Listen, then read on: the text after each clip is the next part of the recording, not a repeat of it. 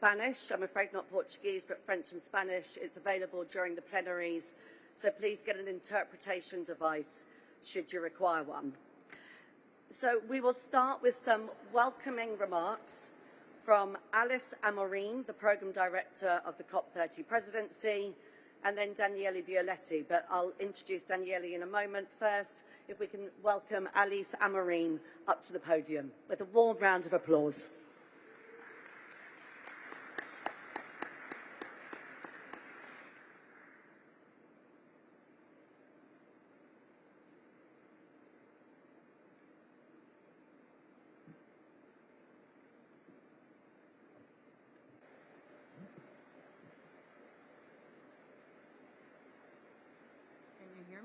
Can you hear me? Yeah, it's working.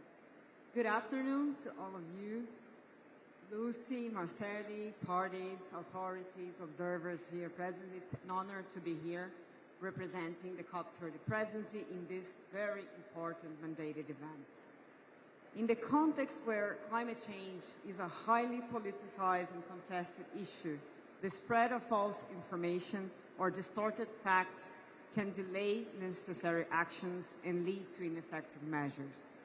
Reliable, consistent, and accurate information empowers individuals, communities, and decision makers to take effective action. The commitment of promoting information integrity is crucial for driving meaningful progress in tackling the climate crisis and building a just, sustainable, and resilient future. That's why, for us in the Brazilian government and the COP30 presidency, we believe it's so important to have, in a context like this of the ACE agenda and at COP30, the highest level of discussion and contributions and exchanges amongst parties and non-parties on how can we move forward in tackling such an important point. The Global Initiative for Information Integrity on Climate Change was launched by the UN, UNESCO, and Brazil during the G20 summit in 2024 and seeks to tackle climate-related disinformation and to promote a healthy and pluralistic communication environment. By boosting science-based dialogue, the initiative supports informed and effective climate action on the road to COP30 and way beyond. We hope to see here in Belem an outcome that is not limited to the negotiation rooms. As you have seen, yesterday, the Declaration on Information Integrity was launched and endorsed by 12 countries. And I know Secretary João will actually go deeper about that. But we have used all the 4 pillars of the COP30 preparations to leverage this conversation because we understand that this is crucial for our 3 main goals with COP30, which means strengthening multilateralism, advancing and accelerating actions, implementation of actions, and getting climate closer to people's lives. That means that if you look into the action agenda of COP30 this year, there was one of the elements of one of the axes was precisely to advance solutions in that front. We used the mutirão to collect different initiatives that are here present in Belem that will be presented to all of you to show that action to combat disinformation is already happening and is a critical element of all collective efforts to tackle climate and to advance in line with the Paris Agreement. So looking forward to hear your ideas, your contributions, and how the system, the UNFCCC process, can actually incorporate this element going forward, which is a critical barrier. If we don't do that, it will continue to be a critical barrier for all of us to advance in securing the Paris Agreement, the Convention, and our collective efforts to tackle the climate crisis. Thank you so much, and have a wonderful event.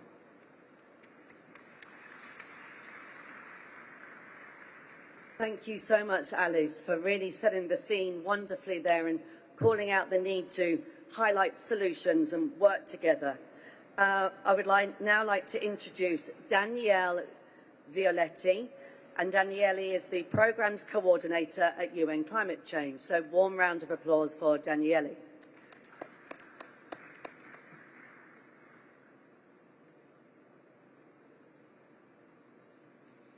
Thank you. Good afternoon to all participants. Very pleased to welcome all of you on behalf of the USCC Secretariat to this very important event where we gather to explore the potential of ACE as a toolbox for building informed and engaged societies. We know that climate change is an existential threat that burdens all of humanity, though not equally. So we also know that climate action becomes truly effective when we work together. Today's event marks another milestone in our collective journey to harness the power of dialogue, cooperation and inclusion to shape a sustainable and equitable future for all. The 6 elements of ACE are needed more than ever. By fostering education and public awareness, training, strengthening public participation and public access to reliable information, and enhancing international cooperation on these matters at all levels, we can help shift mindsets and behaviors of decision makers and leaders in the public and private sector, civil society and individuals everywhere. The theme of today's event is particularly timely and significant. Trust in scientific knowledge is essential for effective climate action. Yet it is being actively discredited by suppliers of climate myths and disinformation, actively seeking to undermine climate action itself and the progress made so far. Strengthening information integrity is therefore crucial to building resilient societies supported by an information ecosystem where citizens, communities and governments have the shared knowledge and practices needed to make informed decisions and take action. Last year, the United Nations, together with Brazil, UNESCO and other partners, launched the Global Initiative for Information Integrity on Climate Change. The UNFCCC is part of its steering committee.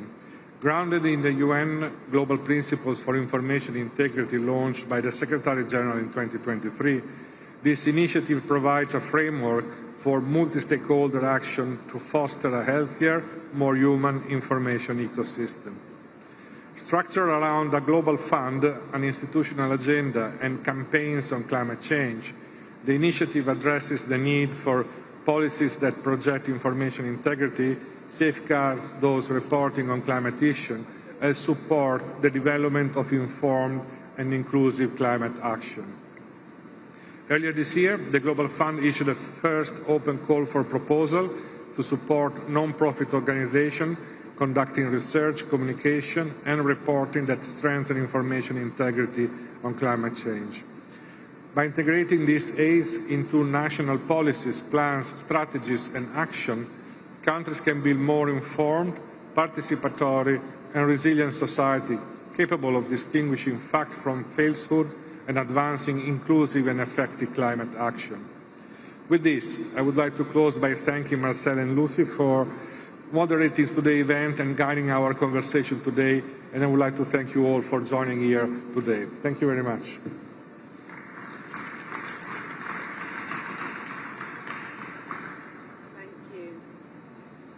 Thank you, Daniele. What a wonderful way to set the scene with Alice. And we're delighted to say we have a special guest, an additional speaker to join us today. We are absolutely honoured to be joined by Ambassador Lukman Faili. And Ambassador Faili is the G77 and China Chair. And Ambassador Faili will share a few remarks from the floor. Great, thank you.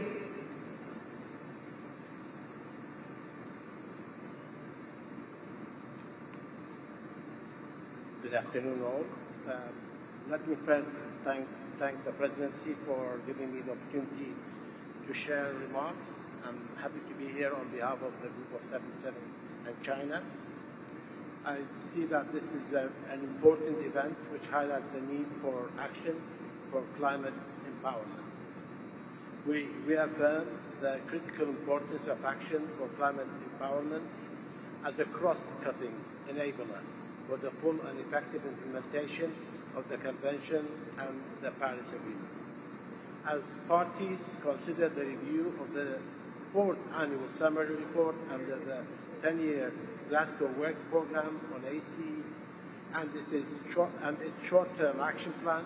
The group emphasises the need to strengthen implementation across all 6 ACE elements: education, training, public awareness, public participation, access to information, and finally, information cooperation. The Group of 77 in China highlights their importance and the need for strengthening their implementation. Thank you, Chair, for allowing me this opportunity. Thank you.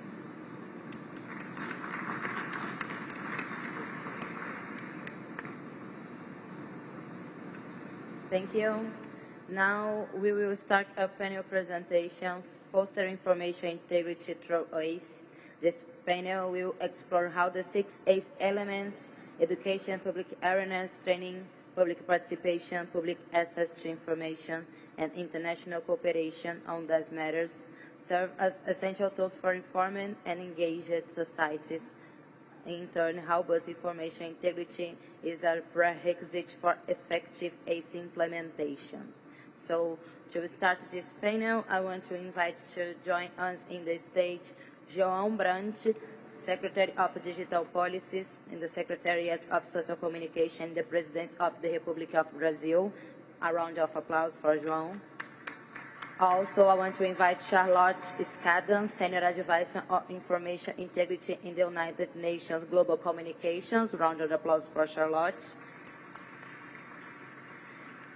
We will join also our partners, James Fan, Executive Director, Internews Earth Journalism Network, Rich Wilson, CEO, ISV Foundation, Maciel Cairo, ACE Negotiator, the Dominican Republic, and Juanita Silva, Advisor Global Optimism. A round of applause for a panel discussion, please.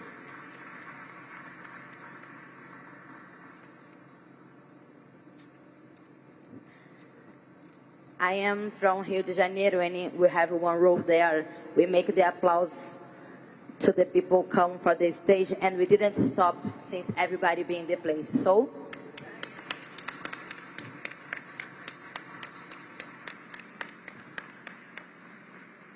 okay, now everybody's here.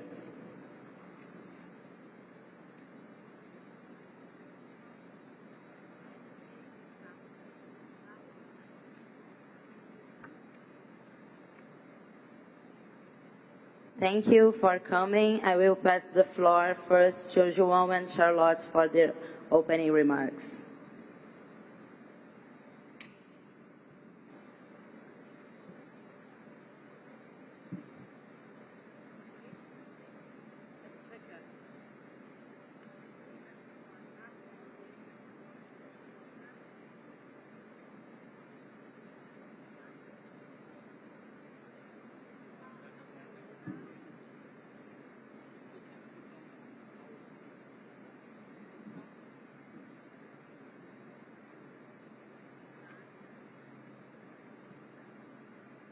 Okay, thank you. Right, we'll give it a go. So maybe we could go to the first slide, please. I'm just going to begin by addressing what information integrity is. It's a relatively new concept that has really kind of gained traction in the past couple of years. And I want to explain why it matters at this really critical point in time. Information integrity is a growing global policy priority.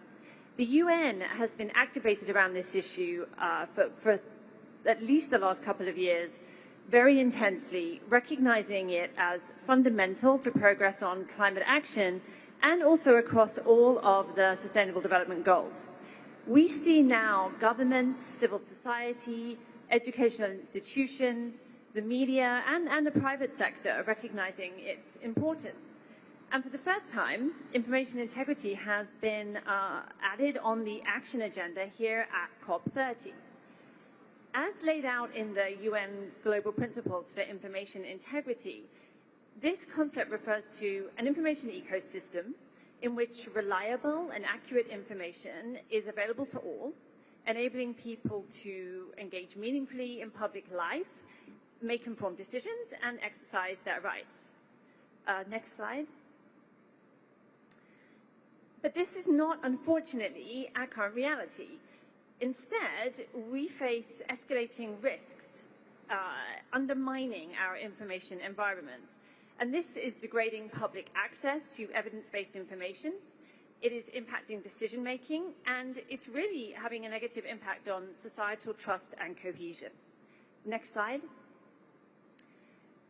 We at the UN see that we are at a critical juncture right now where two of humanity's most pressing challenges have become dangerously intertwined.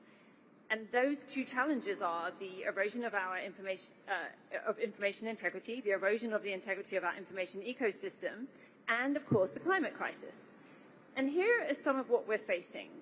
The spread of disinformation campaigns and hate speech.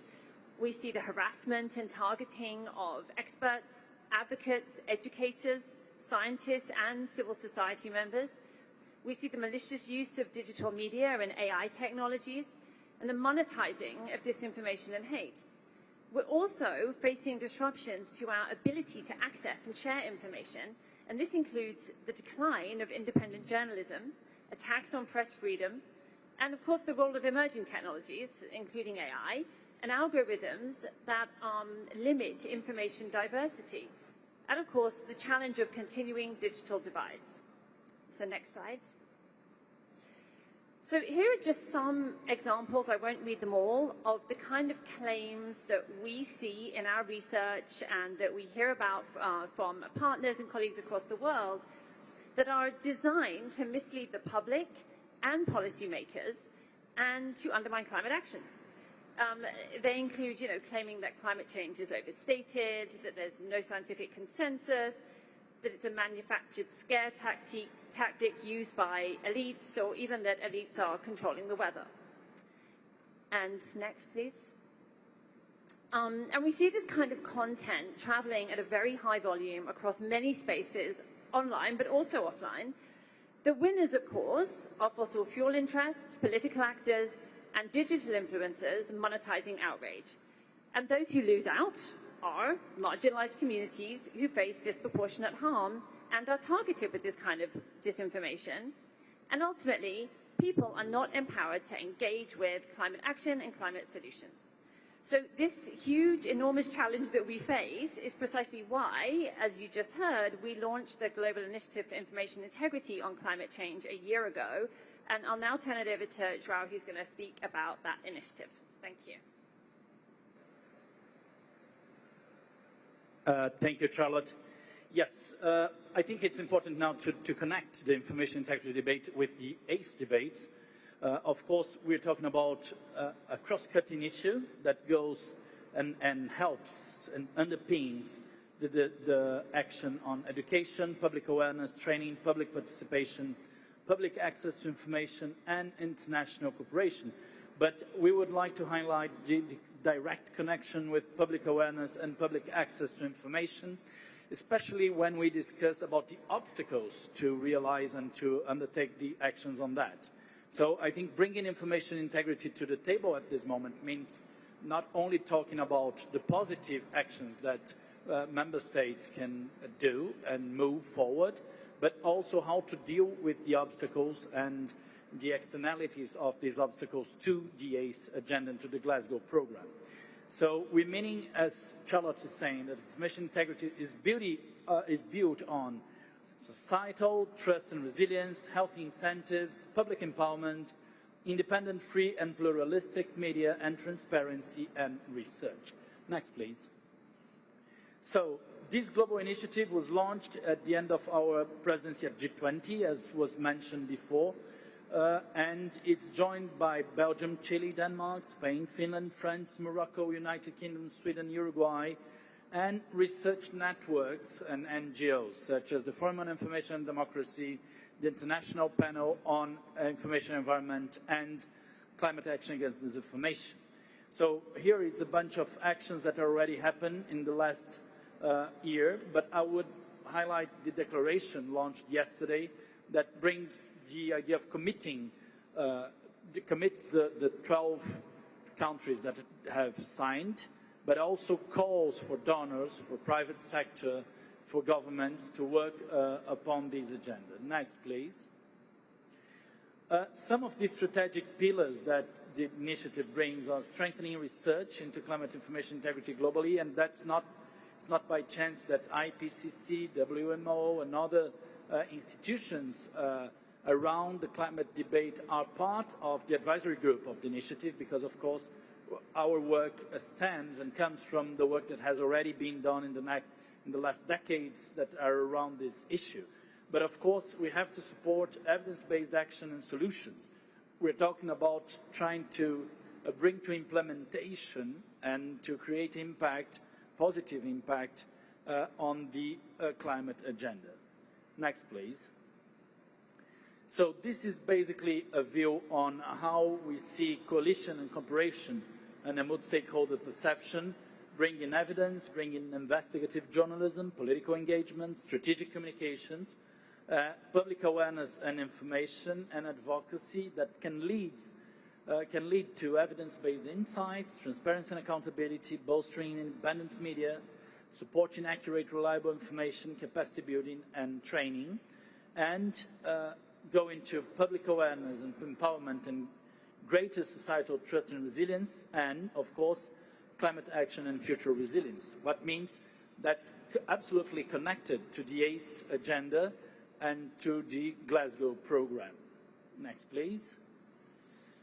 So, integrating information integrity onto the ACE agenda means recognizing the risks to climate information integrity, considering, of course, information integrity as cross-cutting across the 6 ACE elements, but I would reinforce that we should consider a specific approach to public awareness and public access to information. What means not only bringing the positive approach, but also how to deal with the obstacles of the attacks that for financial or political reasons the climate action suffers. Finally, we would like to reinforce the need for encouraging parties to support and develop strategies to strengthen information integrity on climate change and reinforce research on the threats to climate information integrity. Next. That's it. I think that's the introduction that I would like to bring. Thank you very much for your time, and we hope to continue discussing that into the review of the Glasgow program next year.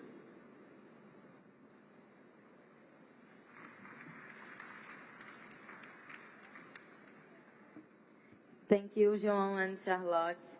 We understand this integrity of information in this global mutirão is really important to face the misinformation and also save lives in this context of climate crisis. So the integrity of information is one of the most important things we have here in our hands to advance now to protect the future, but have to be in the present. So thank you for all the efforts. We will now pass for our panel, and maybe we can start with Juanita. Can be? Juanita, the question we have for you is, why do you think there is a growing crisis of trust in the climate information ecosystem? And how does this affect people's ability to take meaningful climate action? You have 2 minutes. The floor is yours. Thank you for coming.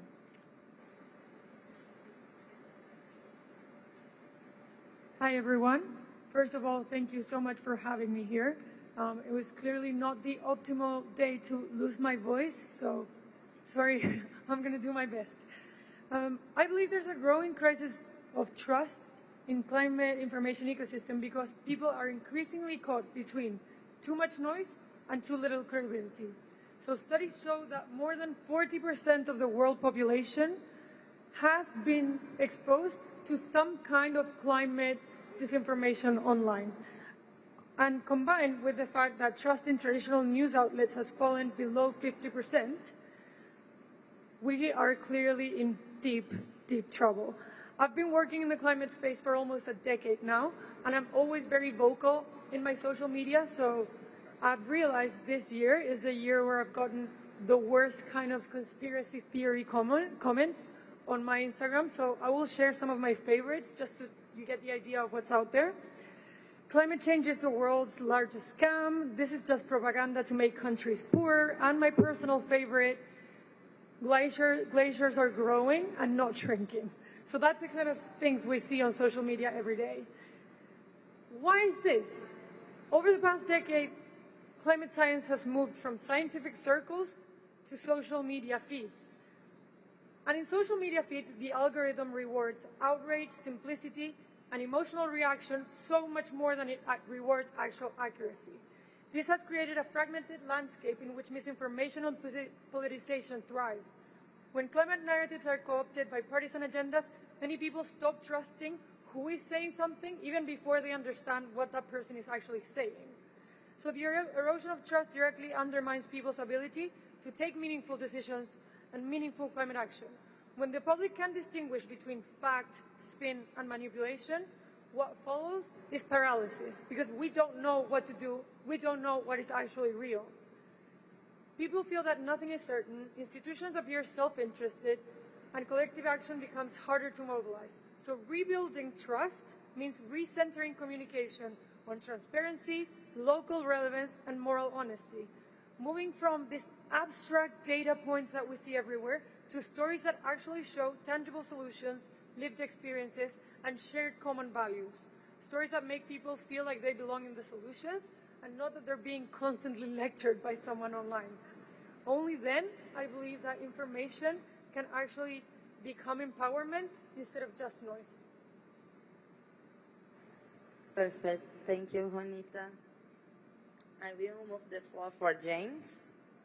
James, based on your work with journalists worldwide, is our collective challenge in this area related to access to or the lack of accurate and reliable climate information? What are you seeing on the ground? Can you tell for us, please? 2 minutes. Thank you. Thank you, Marcele. It's nice to be here. For those not familiar, the Earth Journalism Network, we are a global community of over 34,000 journalists around the world dedicated to improving coverage of climate change and the environment.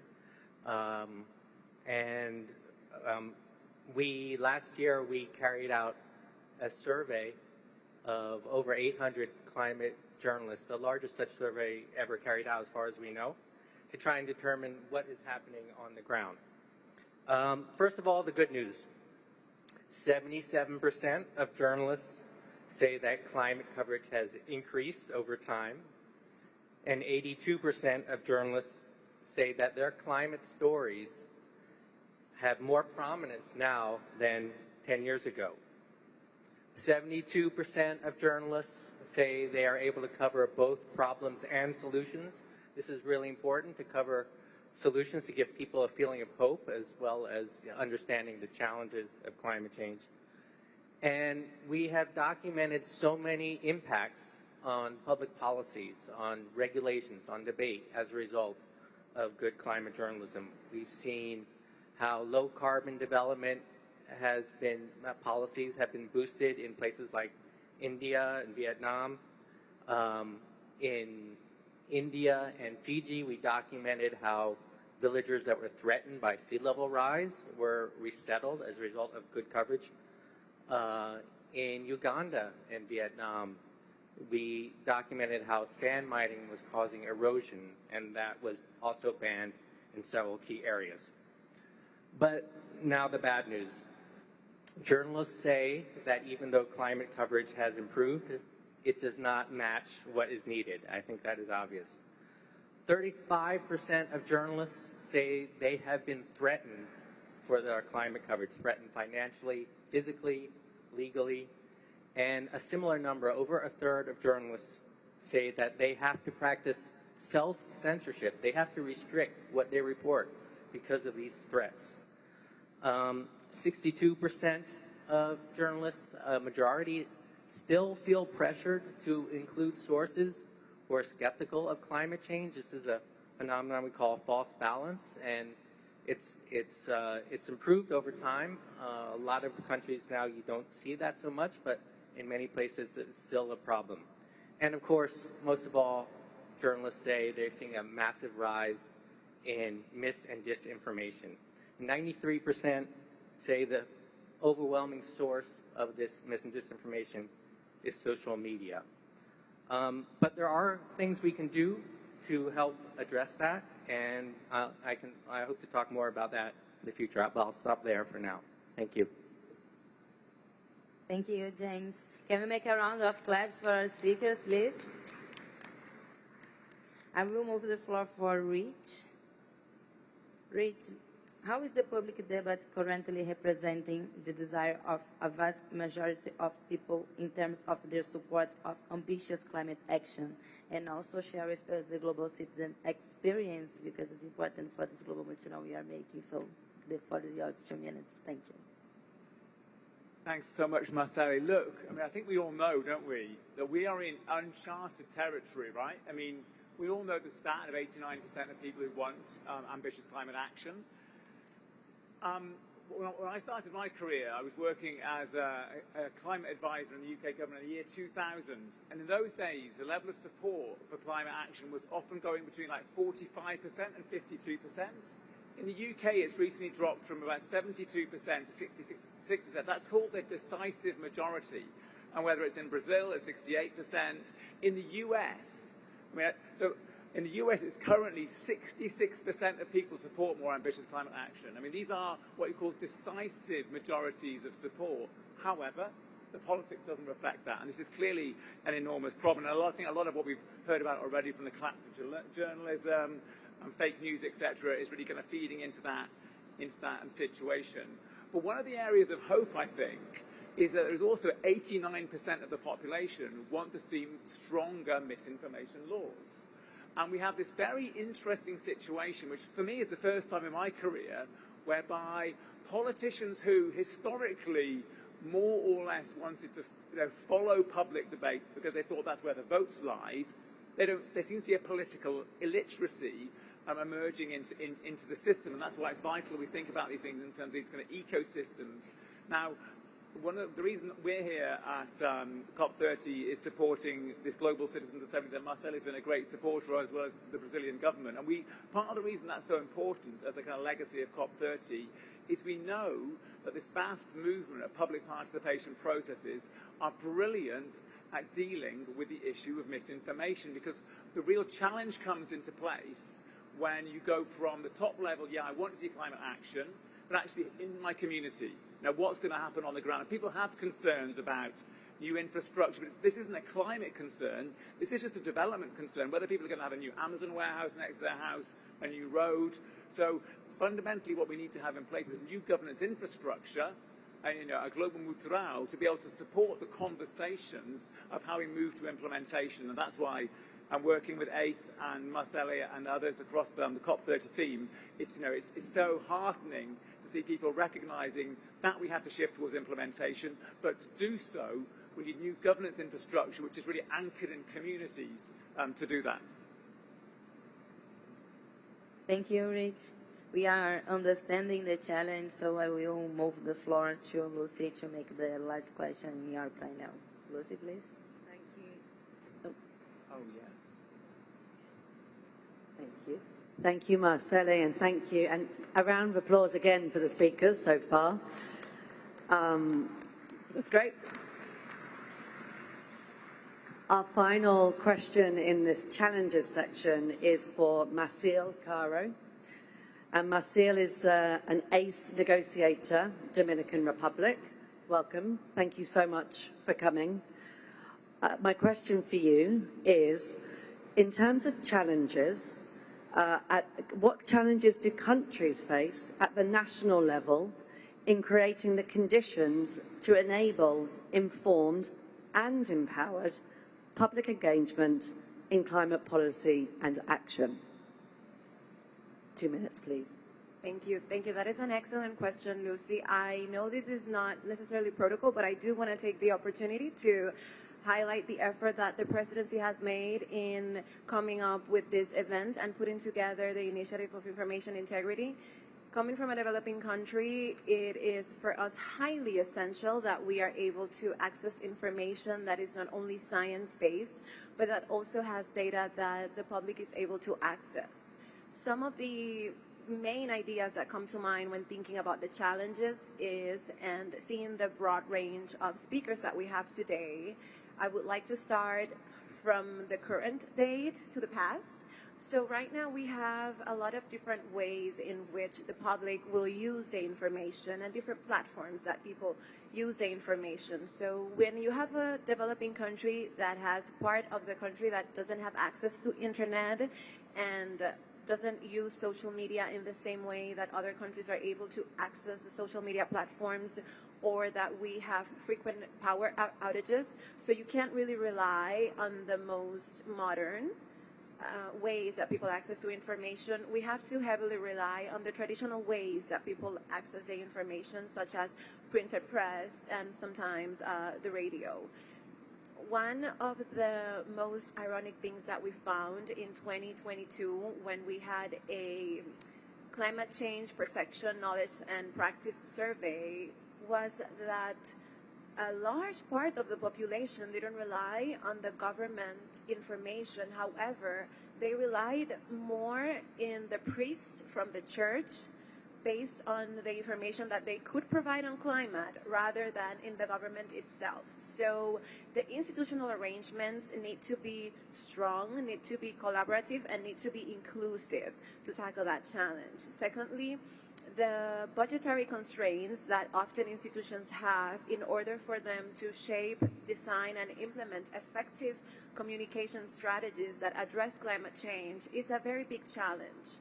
But also, and someone had already mentioned this, the climate story. So the storytelling has been evolving, and it's important for governments to identify what it is the correct language that they need to use to reach a certain population. So we have a lot of diversity in the Dominican Republic, and oftentimes you can't really speak to people in the north of the island the same way that you speak to people in the east of the island who is heavily dependent on tourism, for example. And then the way that you speak to someone whose main income structure is agriculture is not going to be the same way that you speak to someone that, depends on tourism or that works for the industry. So we have launched a different map roads over the years that tackle different economic aspects that we have. For example, the Ministry of Industry and Commerce, alongside to the Ministry of Environment, they launched a roadmap to tackle the consumption of plastic, because we had a law. This is an example. We had a law that was passed back in 2020, but it hadn't been able to come into full effect. And a lot of that had to do with the way that we are able to communicate with the population to get them to understand and be on board and create that type of behavioral change. So those are some of the key challenges that we have. And one of the ways that the Dominican Republic is trying to tackle those aspects is actively engaging in the process of policy making. So for example, the NDC in the Dominican Republic is a completely participatory process, and we have participation from civil society, from academia, from the private sector, as well as the public sector. And we have thematic tables. So each already prioritized and identified sector that is going to contribute with information to the NDC is invited. And also at the international level, our delegation is multidisciplinary. A lot of delegations have colleagues from Ministry of Environment or from the Ministry of Foreign Affairs. The Dominican Republic has delegates from the Ministry of Industry and Commerce, has delegates from the National Office of Information, which is the leader to gather and process effective data. And we also have people alongside from the National Council of Climate Change. We have people from the Ministry of Agriculture. We have people from academia. And that way we can adequately identify how we can bring the information back to the country and make it accessible to those different sectors. Yeah, thank you so much for that intervention. And I think I feel the same way as you feel about the ACE agenda as about the effort that was put into IPCC Annual Report 6, which for the first time really called out not just the problems of information integrity, but the need to develop narratives, public storytelling, to have a focus on behavioural interventions. And so I think this is now a great moment to, with Marceli as well, to open up the second round of discussions. We've spoken about the challenges. We're now moving to the solutions. And Marcel, I'm going to pass back to you again, noting that in your earlier comment on challenges, I noticed you already, as clearly a born storyteller, moved to the solutions. And I think that's great. And the final piece I would love to bring in is storytelling really works. We're actually 22 times more likely to remember a story than a fact. It's incredible, 22 times more likely. So to open up the solutions part of this discussion, Marcel, I'll pass back to you and ask, how are ACE and information integrity connected? And how can they reinforce each other to ensure individuals and societies are equipped to support just and equitable climate transitions? Well, they are definitely interlinked. I see information integrity as not necessarily inserted in ACE, but as a key element that it is optimal and essential to be discussed during the conversations of ACE. Because when we look at the ACE elements, we can discuss education all we want, but if we don't have teachers that have the right materials for them to actually implement the education materials in the classroom, then we aren't really doing anything just by talking about climate change. So some of the things that we can do to tackle and to close that gap. In the Dominican Republic, we have a dedicated fund for research. This is led by the Ministry of Superior Education. It's called Fondo CIT, and it covers a wide range of different subjects that are picked up every year. And the research is funded by the government so that there can be a superior level research on those subjects.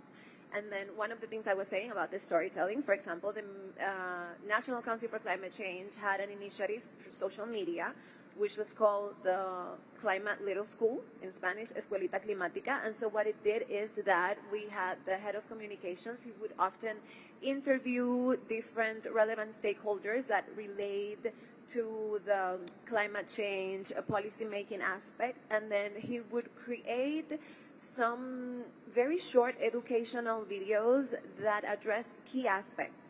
So we would upload that to a platform, and that would be easier for people to reach because, as we've been saying, storytelling matters. And another thing that the Dominican Republic has is that whenever there is a climate change project that is approved, we make sure that it has one specific dedicated line addressed to education or to raising awareness. However, when we speak about raising awareness, it's important to note that we have found with our surveys that awareness does not necessarily equate the impact that we expect it to have. So to go further on that, we try to work very closely with the territories, and we try to work very closely with the different institutions in the public sector. So every year we will go to different institutions and we will have sensitization at a medium and decision-making level so that they are adequately engaged and that they understand that the work that we do at a local and international level will eventually yield fruitful results for our country. Round of applause, please, for Marcel. Thank you. I will now pass the floor back to Marceli. Thank you. Marcel, I want to be your friend and talk about this all the afternoon. I will give the floor again for Rich, and we talk a little bit about Global Citizens Assembly, but coming back about this proposal of solution, what is and how this participatory model can make citizens' voice a lasting safeguard for information integrity. Please, Rich. Thanks, Marcelian. I'll try and be closer to the mic this time. Lucy, I was just thinking about your 22 times storytelling point, which I've heard, and I mean, it's true, isn't it? And I don't think we've got the data on what happens in participatory processes, but you see obviously similar things happening whereby you've got representative groups of people talking about issues they care a lot about. And I think what happens is there's this mixture of storytelling, personal testimony, and of course the people who are sharing their versions of evidence, which might be fake news or might not, let's face it. But under those conditions, you've got a mixed media of information, interpretation, and engagement, which just allows that diversity of learning methods to kind of come to the fore. What the Global Citizens Assembly it will be launched next Thursday, initiated the post-COP30 process, and it consists of two components. A civic assembly, which is demographically representative of the global population, and it will be running in the first half of 2026, looking at the issue of kind of food systems. With the sortition has already happened, which has dropped 100 dots around the world, and at each location, a community-based organisation is identified to ensure you've got a sample which is an accurate reflection of the global population. But the big power, where we get the real power, is the community assemblies. And there are 7,500 formal participatory processes taking place across the world right now that we know about, but we estimate that there's hundreds of thousands out there. And so by COP31, we will have had 5,000 community assemblies run, so there'll be hundreds of thousands of people participating. And by the global stocktake in 2028, we hope to get 1 million involved. That's an ambitious goal. So hopefully, together, if people are inspired by this, they can get involved as part of that process. But fundamentally, what we're seeking to do here is create this infrastructure of what you might call a shadow governance regime that already exists. And I can see Estasia sitting on the front row. She's done incredible work looking at climate assemblies with indigenous communities and climate protectors. There's a vast movement of people out there running these new governance regimes, and the Global Citizens Assembly is about creating a network to bring those in to climate diplomacy. And so just as in Paris, through the action agenda, we brought in cities, civil society and businesses. Following COP30, we can bring in people to the future of climate diplomacy.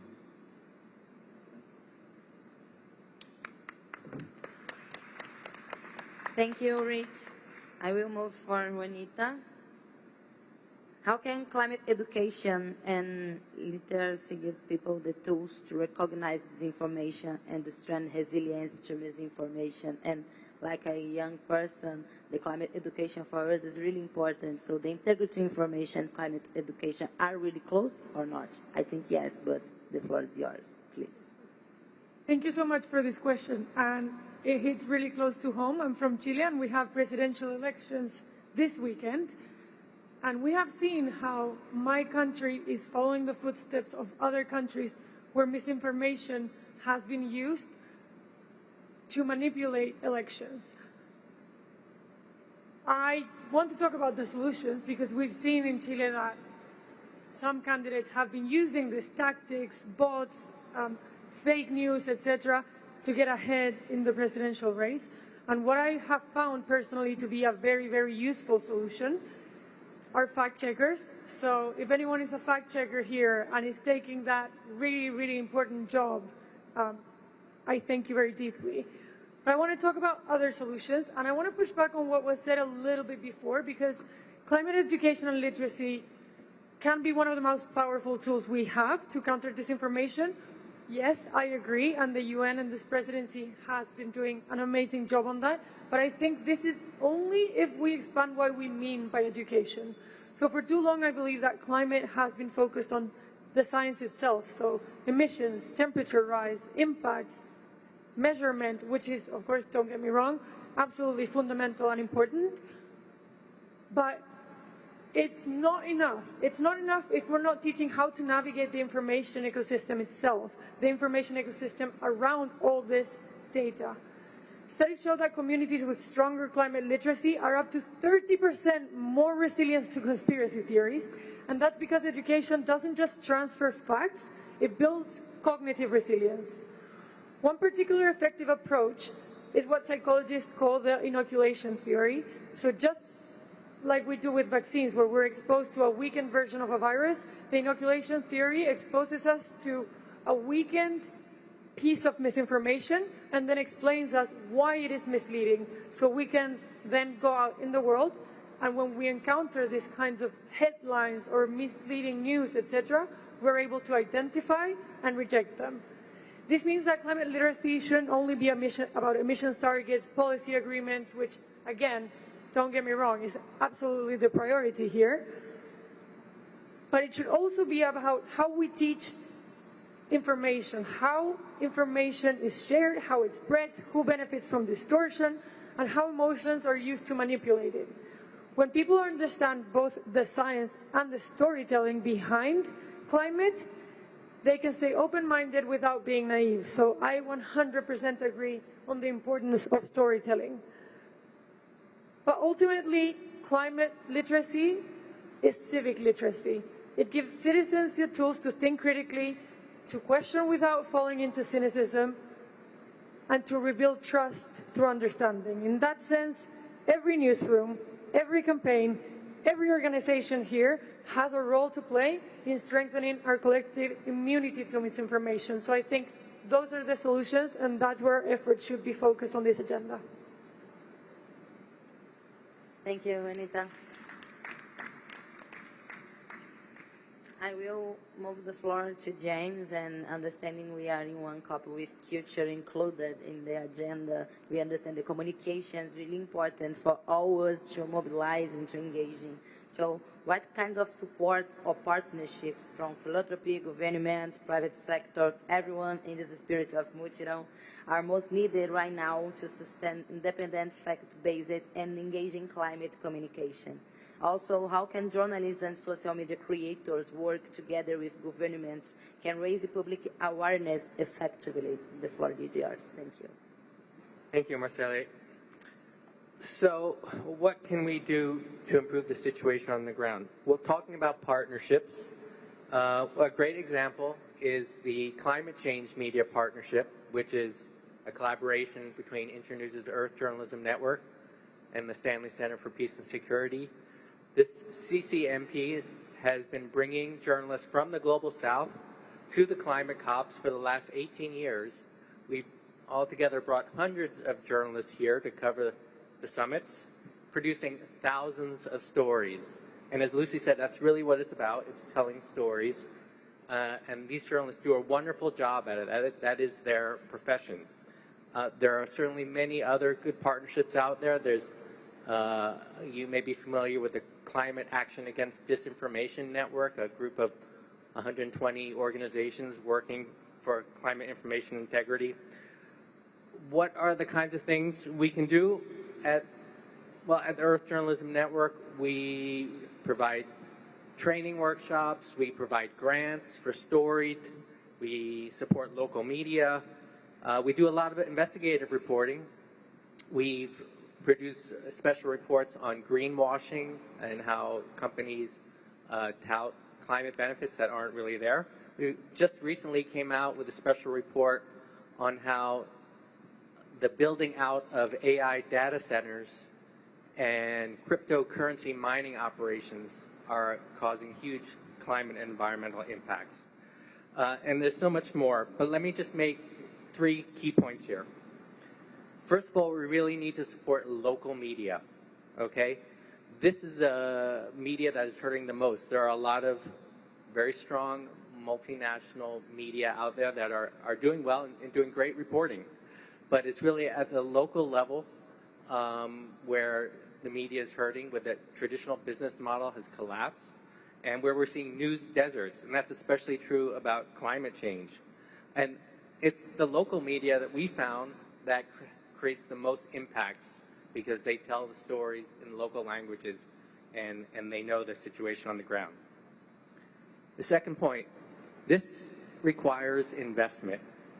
We are used to thinking that the media can support itself, but in many places that is just no longer the case. Again, the traditional business models collapsed.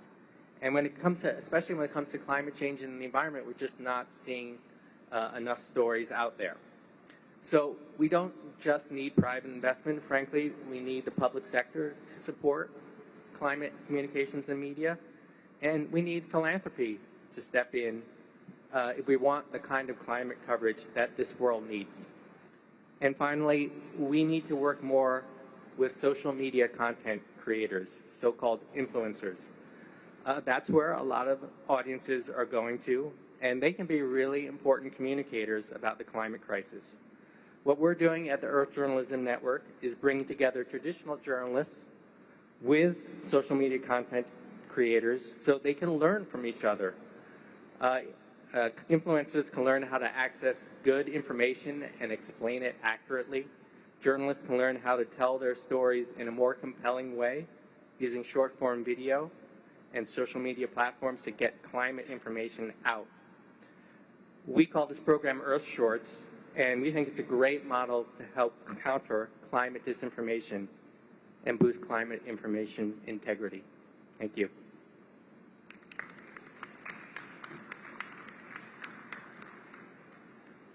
Thank you, James. We earned a lot of important information here in this panel with a lot of challenges, but also a lot of solutions. And this is also something important to highlight in this COP30 inside Amazonia, when we are here for the best climate decisions. So look for the solutions coming from the ground is really important to us, and integrity of information is one solution coming also from the ground. So I want to move back for João Brand and Charlotte to provide some final remarks to us in this panel. Thank you. Thank you, Marcel. It's been great to hear from all of you, Richard, Marcel, Juanita, James. I think we're quite not only aligned in the way we see, but also the way we think we should move forward. And it's good to understand that actually the fight for defending, promoting information integrity is, of course, already happening in place. We know that.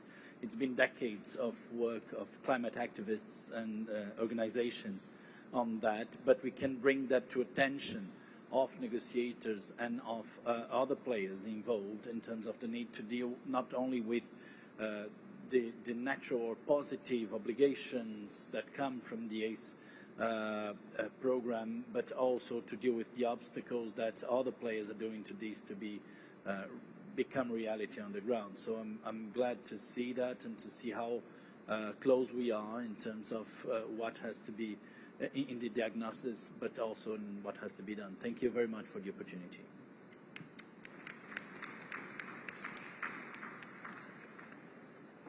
Yeah, I'd like to reinforce what Joao just said about how inspiring it is actually to hear all of these amazing solutions on the panel today, but also throughout this week. I mean, there have been so many information integrity related events happening here in Belem already. And, you know, around the world, we're seeing really incredible examples of tireless efforts to strengthen the information ecosystem for climate action. And I think, you know, that is what gives me hope in this work. What we need to do is try and kind of scale up and scale out some of those community level efforts, you know, right up to some of the global efforts that we're doing through our global initiative. And as Joao said, I think increasing awareness and recognition that information integrity is fundamental for effective climate action is key. So I think that's, you know, that's incumbent upon us to continue to make that case and to bring the evidence base and talk about what effective solutions look like. But we, you know, we really appreciate the opportunity to talk here today. And as I said, it's very inspiring to hear from all of you doing this great work. Thank you.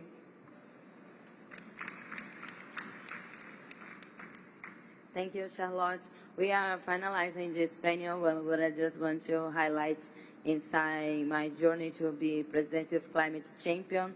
And when I was just climate activist in Realengo, my neighborhood, one of the first things I started to learn and study about was about the ACE Hub program and efforts about communication and climate education and how this is important for the youth around the world.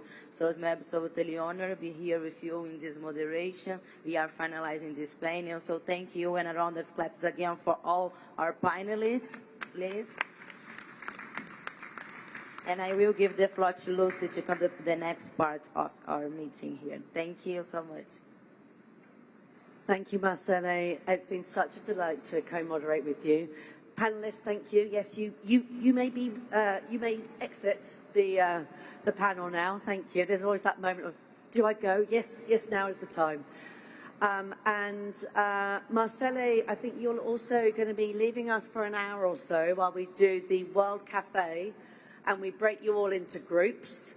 But Marcelo, we hope you'll be able to join us back for some closing remarks for the final piece. So thank you, Marcelo. I hope so. Yeah, thank you, Marcelo. Thank you, everyone. Oh, thank you so much. Such delight. All right, so I feel we have lifted the energy. As Marcelo said, we were at the post-lunch panel, and the wonderful panelists and my co-moderator, Marcelo, have really lifted up all the energy.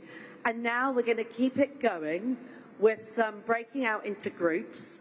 And we're going to have an opportunity for everyone to share their own experiences.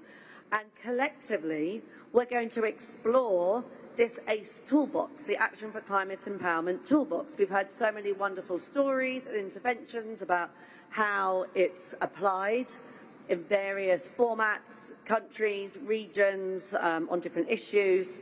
We're going to be looking at climate planning, policies, measures, and how that can strengthen information integrity, foster public engagement, and accelerate effective and inclusive climate action. Now, how we're going to do that is with a World Cafe format. And what you can see on the screen now are the 4 topics that we will explore in the World Cafe format. And we have 4 stations. Now, Laura, remind me, is it 1, 2, 3, and 4? Great, thank you so much. So in this corner here, we will have Station 1, which is empowering citizens through climate literacy, with some fantastic facilitators. Thank you so much for joining us.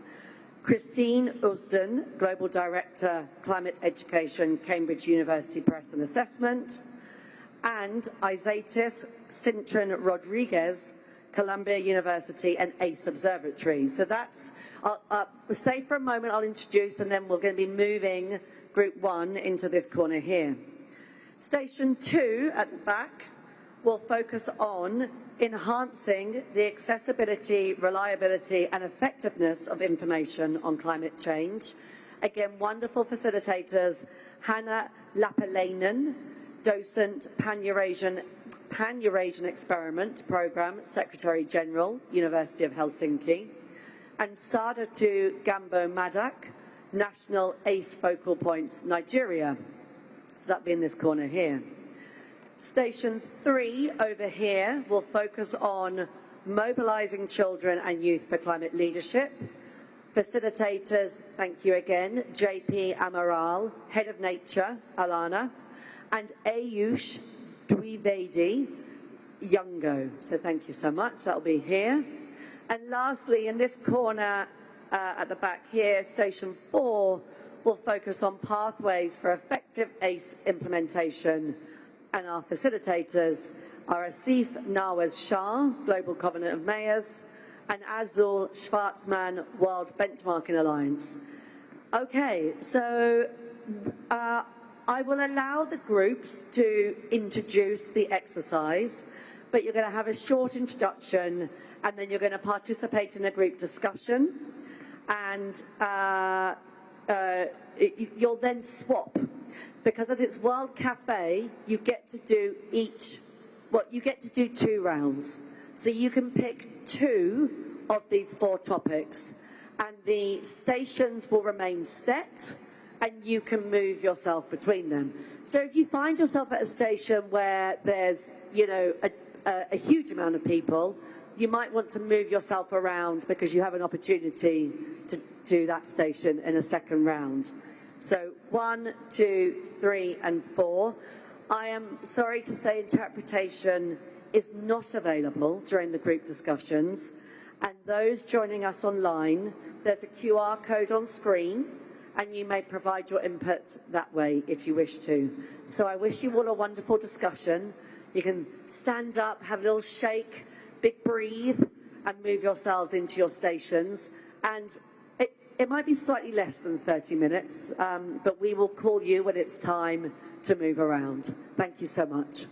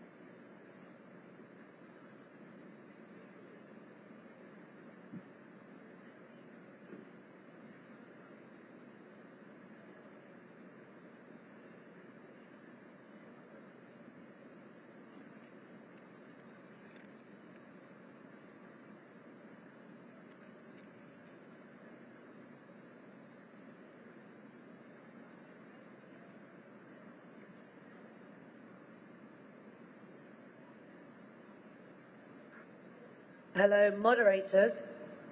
This is your 5-minute warning, but if you're thinking, hang on, we've only just got started, we could really do with a little bit more time, just raise your hand.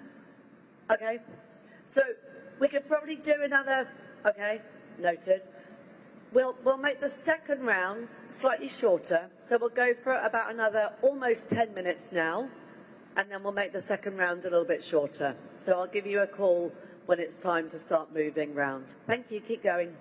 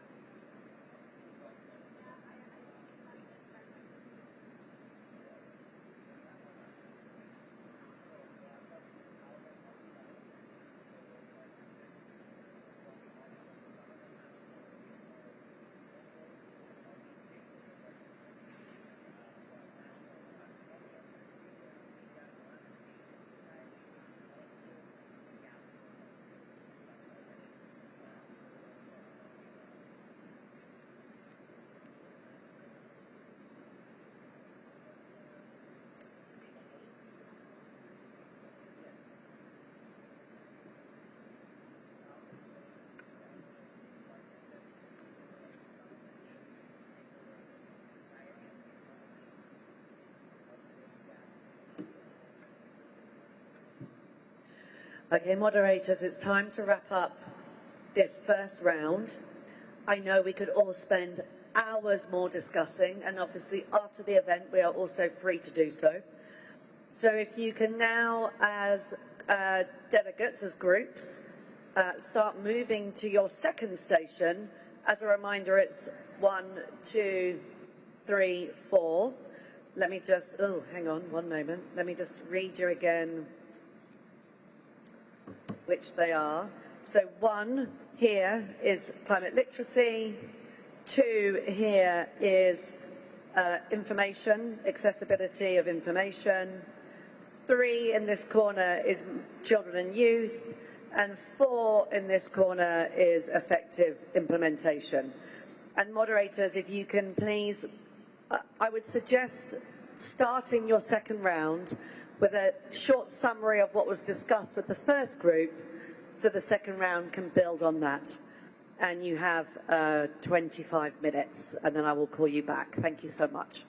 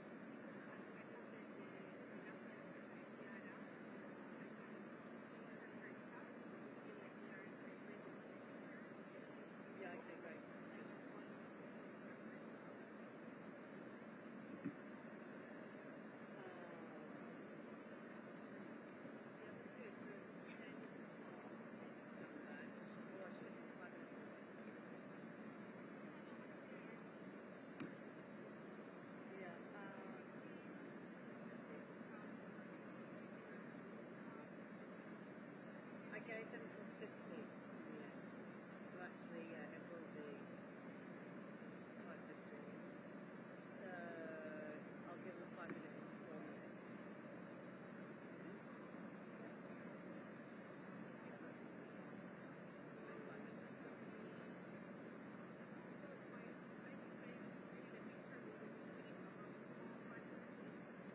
Yeah.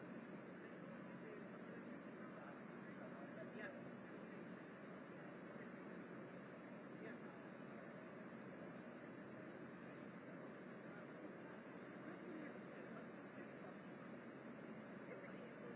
Yeah.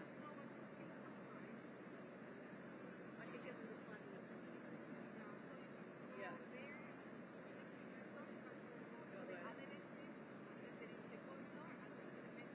Okay. I'll let them know that at 5:15, so just over 5, a bit over 5 minutes will be. Okay, great.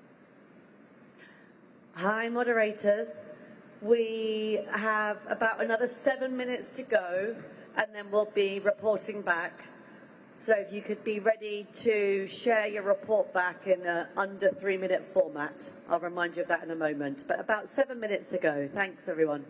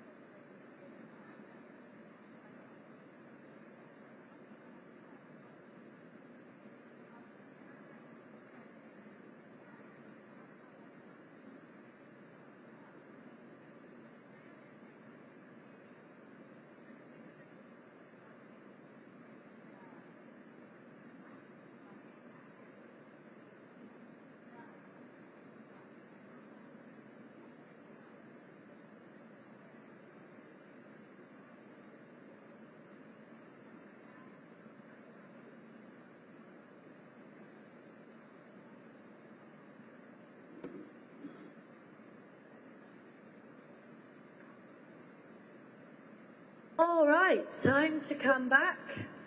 I can see that the conversations would love to keep going, and again, we can keep going after the session.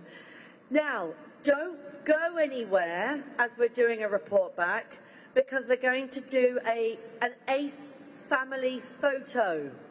So please don't go anywhere as we're doing the report back from the groups, because it is tradition every year at the ACE event to do a photo here by our hashtag. So we'll be inviting everyone up to do the family photo.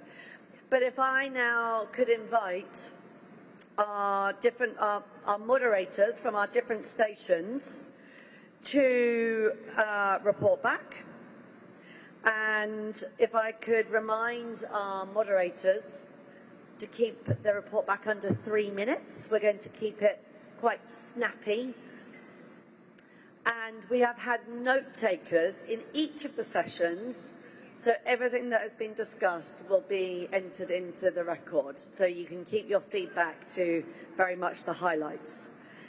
And if there's anything that you would, as a participant, like to make sure that gets shared, there's also the QR codes here on the screen, and you can use that to share general reflections, insights, opportunities for collaboration and action.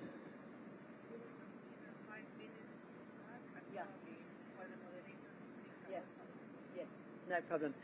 So we'll give you a few minutes now to retake your seats and for the moderators to prepare their feedback, about 3 to 5 minutes now.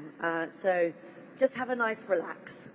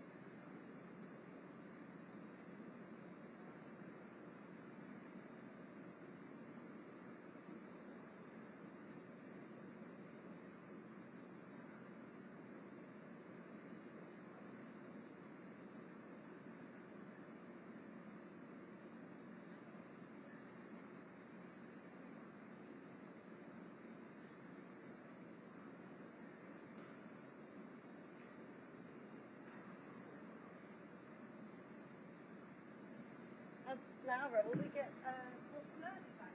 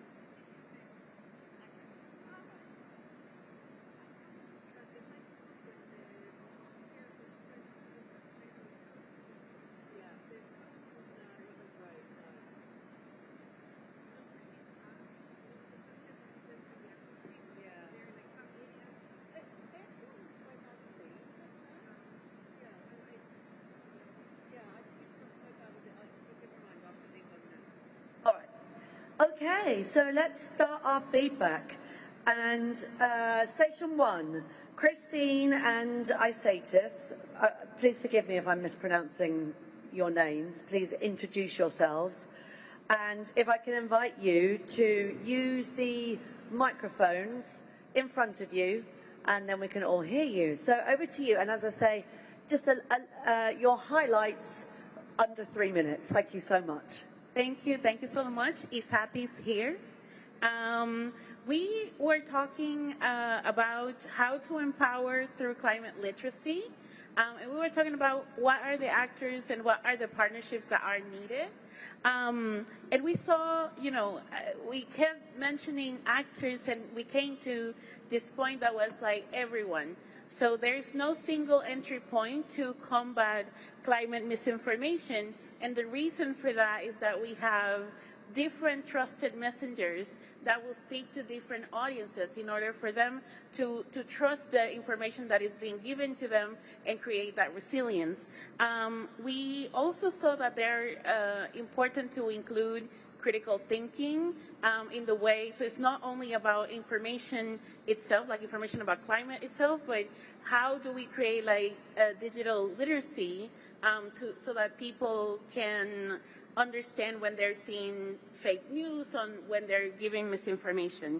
And also very important to recognize that there are diverse ways of knowing, and that goes into the trusted messengers, and to include traditional knowledge, environmental defenders, indigenous people in the way that we're like claiming experts. And we saw some examples. For example, we saw that Ghana has a group of trained journalists, and when they put out information, they are trusted. So that's like a trusted source. We also heard about shifting how we do education to place-based, because people have, like when you have a lived experience, it's harder to dismantle that and for them to say like, oh, like that's not real when you lived it.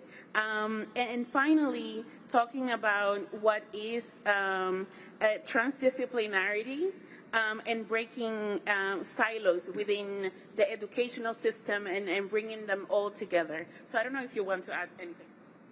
Thank you, Isatis. Just two things to build on that. We talked about the importance of empowering teachers. Just in Brazil alone, there are 1.7 million teachers. Just think if we can really harness the effectiveness and the confidence of teachers to help us support climate action and empowerment. And the second point was around partnerships and really building diverse partnerships to train, to build capability, and to build courage to respond to mis and disinformation. Thank you. Oh, let's have not just a round of applause, but a woo, woo, woo for Group 1. It sounded like such a fantastic conversation. Yeah, high fives. And a brilliant feedback. You kept to the 3 minutes as well, so thank you, facilitators. Wonderful. Okay, now on to Station 2. We have Hannah and Sadatu. Again, please forgive me if I'm mispronouncing your names. Please reintroduce yourselves. And can we hear your under 3 minute summary of your groups, your station's discussions? All right, thank you so much. And I am Sadatu, so you produce the name perfectly well.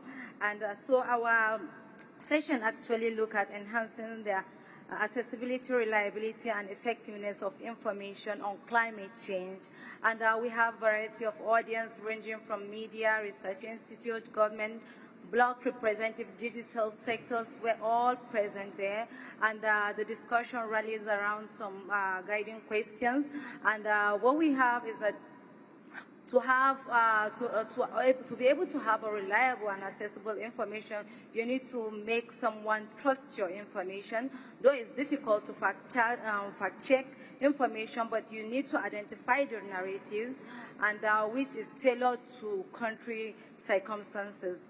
And the group also of the view that to start this strategy, you need to also kickstart that with the young people. You need to also be able to be coordinated and to honor the local community leadership.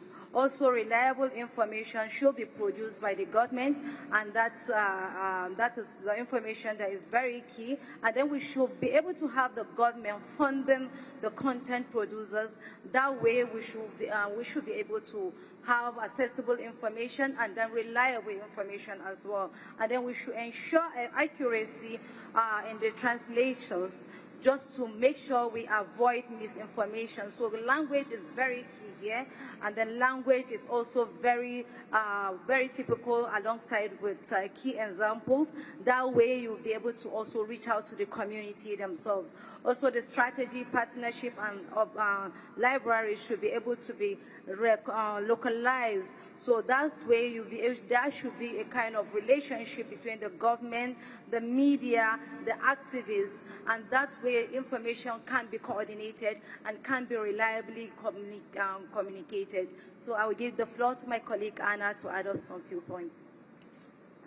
Just to add that we have in our group discussions several countries representing Global South, Global North, every continent, and just keeping in mind also the big context that the problems in Global South are very different from Global North, and in Global South there is no data access at all.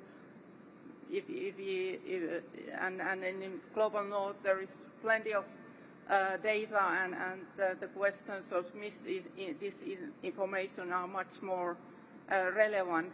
And also that putting in the context global change versus other global challenges than poverty, that's very important in the point of communication.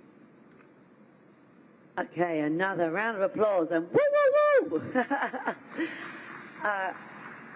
Again, such a rich conversation clearly was had, and I don't know about you, but I'm really feeling the sense of the expertise and knowledge and experience in this room is something really impressive. So it's starting to feel the end of the event feels to me like it's building to its most important conclusion. So thank you, moderators, and again, you kept to your 3 minutes, so thank you so much. Station 3, JP and Ayush, if you would please give us your highlights and summary, we would love to hear from you. Thank you, Co-Chair. So from the Station 3, Mobilizing Children and Youth for the Climate Leadership, we have received insightful inputs. So in order to summarize, so disinformation and misinformation affect the children and youth by making it difficult to distinguish the truth from the falsehood, especially with the rise of the AI and the social media misinformation. So this confusion undermines their ability to engage meaningfully in issues like the climate change, fueling climate anxiety, and leaving them without the clear tools for their actions. So by ensuring the information integrity with the accurate, accessible, and trustworthy information is therefore essential for the protecting young people's right to participate in the democratic and policy process. So solution include by empowering the teachers and the parents to guide critical thinking, develop exchange programs, and integrating the organized youth group into the policy making process. So regarding the climate leadership of children and youth, so children need education that builds future-oriented, community-based climate thinking and ensure there is a safe participation, which is very important as defender of nature. Youth and children must be given child-friendly access to the COPs and to other decision-making spaces with the participatory and the age-appropriate methodologies. So I'll hand over to the JP now. Thanks, Ayush. So we also discussed in regards to the role of the ACE toolbox to foster this climate leadership by children and youth. we talked about that this toolbox gives the baseline and vocabulary, for example, to start and to inform, to give access to information, but also educate. The role of training is one of the elements of the toolbox in regards to technical terms and how to really reach a broader content in this regard. Public awareness is a really relevant key for passing values and ethical issues, also bringing awareness to new people to come to the community of climate activists, for example. We talked about the role of education as growing abilities as well, and to enhance community engagement to find climate solutions. And finally, we talked about some good practices in intergenerational cooperation. I'll mention some of the examples that are really interesting that were mentioned here. We had from Peru the COP de las Infancias, the COP from children, which was a children role play COP negotiations through art and games. We saw the cards here and they were quite nice. From Indonesia, it was mentioned also the elders using singing and cultural traditions to transmit this indigenous ecological knowledge to children.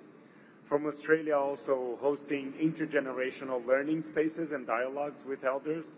And Yungo as well, creating an intergenerational advisory board, as well as the experience of the COI that for the first time had a really, really amazing children delegation there, and also the inclusion in the Global Youth Statement. So these practices illustrate how culture, creativity, education, collaboration can unite generations to strengthen the children and youth leadership towards climate change. Thank you. Wonderful. Round of applause and woo, woo, woo, for Group 3, Station 3. And it's really noticeable that there are some themes emerging across all of these stations, which is great to hear. And your microphone is still on. Moderators? JP, your microphone is still on. Oh, sorry. Yeah, no, don't worry. Great to hear the similar themes and the wonderful examples that we're hearing in each station. So finally on to Station 4, and this is Asif and Azul. If you could give us your under 3-minute highlights of the conversation. Thank you. Thank you. My co-facilitator left me, so it'll be short, I promise. So here in Station 4, we were discussing challenges in building resilient, trustworthy climate information ecosystems that can support climate action. Then we were speaking about tools and resources that are needed to address those challenges. And then at the end, we were speaking about how multi-level and multi-stakeholder partnerships can help close the existing gaps for effective ACE implementation. So on the challenges, and I think this is where all of the groups dwelled a lot in, we identified first and foremost budget constraints, and this is especially relevant for small island developing states. Then also this growing distrust in government, which gives a rise to the fake news movement. There was a very clear highlight that both non-state actors and state actors are promoting disinformation. And then we found this like two sides of the coins depending on where in the world you were at, because some countries face information overload, meaning there's information coming from everywhere and it's not trustworthy and people don't have the tools to understand what's coming to them. But then in other settings, you don't have quality information or quality channels for information to be delivered. There was also some conversation about not just educating children and youth in climate, but also educating them on identifying trustworthy information and them understanding where the information is coming from. There was also some highlights about being up against the financial system that is advancing this information. So they are very resourced and they have, the economical means to do that. And then, yes, there was also a lot of conversation around translating climate information into the local context, so communities can get buy-in and really appropriate that information. And so onto tools and resources, there was a very interesting conversation about balancing climate science with trusted messengers, making context-specific information, using art to address disinformation. There was also a lot of conversation about building legal frameworks to regulate, for example, tech companies and also the information ecosystem. There were a lot of colleagues from the Climate Action Against Disinformation Coalition, and they have a lot of resources available against disinformation on their website. There was also a mention to open source technology, and then for wrap-up, on the question of multi-level partnerships, there was highlighting this need to democratize climate knowledge and ancestral knowledge as well. There was a very good point on how climate disinformation peaks during 3 moments, which are extreme weather events, policy events on climate and national elections, so there's a need to anticipate to that as well. And then there was a clear ask for a new institutional arrangement to counter on big tech influence, and then using multi-level partnerships as a way to deploy these informational tools and resources to the communities. Thank you. Thank you so much. Round of applause. Woo! In fact, that was a bit weak. Whoa, whoa, whoa, whoa, whoa, we'll say. I don't think I could possibly nod anymore in agreement with all of the feedback from the moderators. And again, it covered so much in those 2 stations. There is so much for the ACE team to work with here from the different groups. So I would love to give a very warm thank you to the moderators, but to everyone who has given their time and expertise to move the ACE agenda forward. Now we're going to wrap up, and I will go very briefly through some closing reflections, and also flag that I think on the next, on the next screen there is a QR code that you can, yeah, here, thank you. You can scan that if you want to give any feedback. There's a short survey there, so participants, all of you here online and at home or watching from around the world can give any feedback. What's really, really come through to me today is that the ACE toolbox it's really good. It really ticks off the different levers we need to activate in order to empower the public to tackle information integrity and to excite and inspire people around the climate story. So, and the interventions we've had from our panelists really showed how this comes to life in very different ways, from strengthening democracy to news journalism to social media to negotiating on ACE in country. A huge a flowering of initiatives that we can use to educate and inspire and actually bring in the public to help us on climate action. I don't think there's any one or single right way. We need all of these in our toolbox in order to reach the Paris Agreement. The expertise in the room is staggering. This has been one of the most inspiring for me events that I've been in. The feedback from the groups was so brilliant. So many different case studies that we can all learn from all the different negotiating countries. And my final thought is, you can really feel the love for the ACE agenda. So I would love to invite you, thanking all of the speakers and facilitators, thanking the ACE team who do so much with so little. Thank you so much for bringing us all together on this most important enabling topic. I really want to thank all of you for actively engaging and again bringing your expertise and case studies, the technicians, the interpreters and all the other support staff who we can't do this without you. So can we just have a last round of applause for everyone that put this event together. And now the highlight, if you want to come up here by our hashtags, we will have our annual family photo. We have our photographer here. Thank you so much. Woo! Starting to lose my voice a little bit too. Whoa, whoa, whoa. And we'll come up here for our family photo. Thank you all so much.